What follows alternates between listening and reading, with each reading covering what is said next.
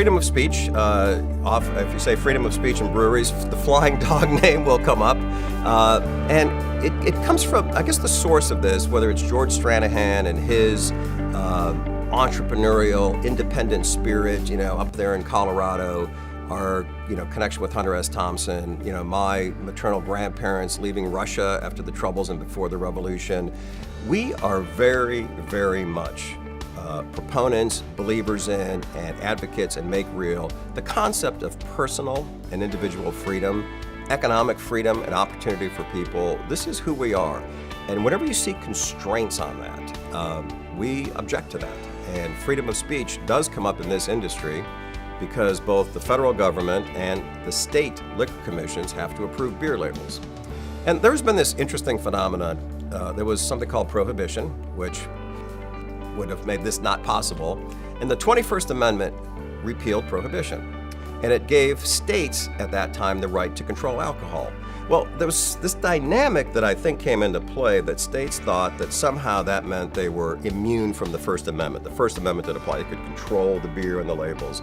So there's been an ongoing, interesting relationship between breweries, distilleries, wineries, appointed officials on liquor commissions across the country, from time to time rejecting labels because they didn't like the label, they had a personal agenda, they might have been extremely squeamish for reasons that had nothing to do with constitutional freedoms. And we had a couple of run-ins.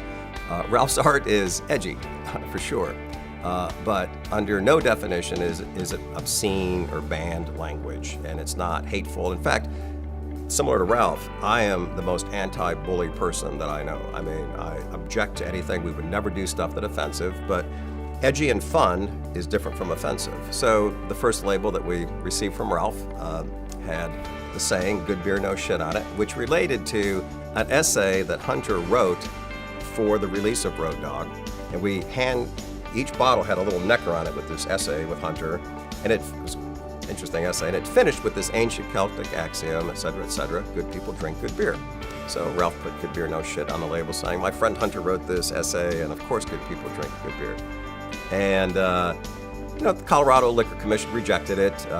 ACLU took that to the Colorado Supreme Court. It was an administrative decision, and we won. They overruled the Liquor Commission. We didn't do that because, we just were against authority for authority's sakes. It was wrong. It was a crime against freedom of speech that corporations are entitled to. And it was art that was being banned. It's 2000. It was, of course, 1995 back then, but it's still modern times. And then we had a run-in with Michigan, who banned the Raging Bitch label. This was a bigger deal. And that was a situation where Michigan, again, appointed officials that, as regulators, often have the belief that they can enact laws without referendums or people voting on them, take political correctness to an extreme.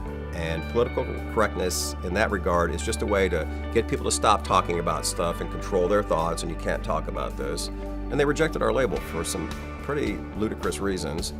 We sued the commissioners as individuals in federal court, the Western District. The opinion was not in our favor.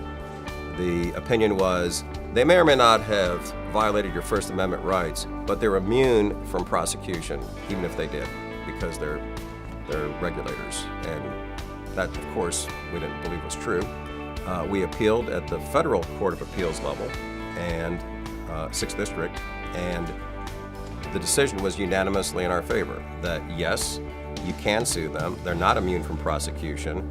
And the minority opinion went so far as to say, and this was a clear violation of Flying Dogg's First Amendment right to freedom of speech and expression. Go back to Michigan and figure out what the damages were. Michigan settled up quickly, and we moved on.